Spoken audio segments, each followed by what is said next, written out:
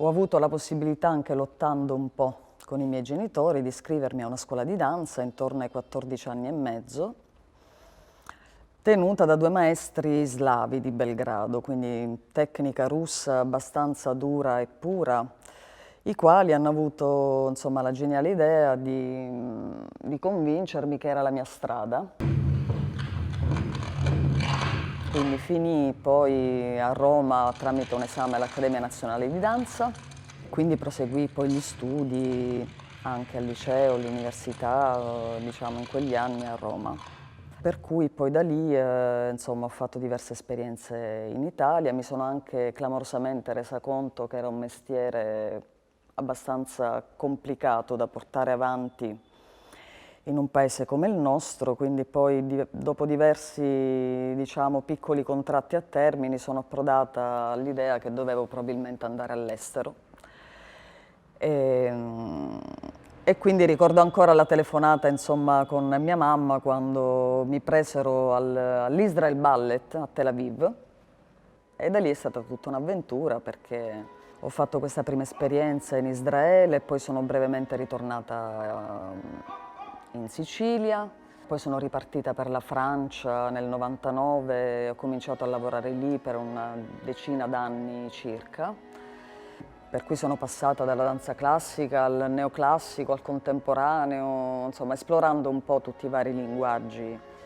Ho cominciato anche a coltivare l'idea di fare coreografia e quindi più o meno intorno ai 27 anni ho cominciato, insomma, con le mie creazioni.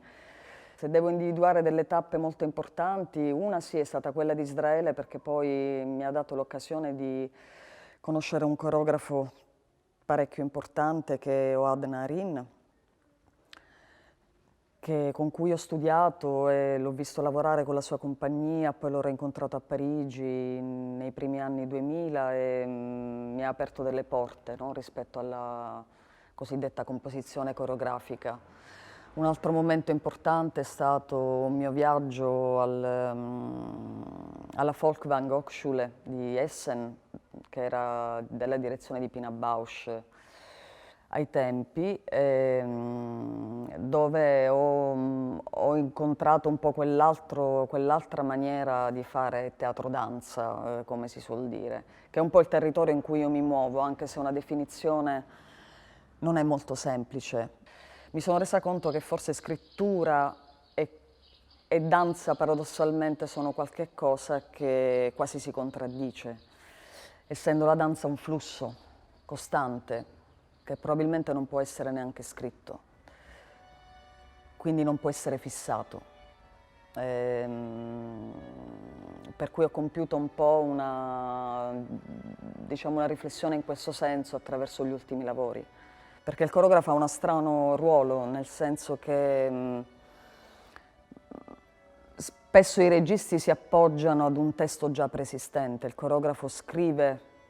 quindi così come appunto lo scrittore scrive dal nulla un qualche cosa che non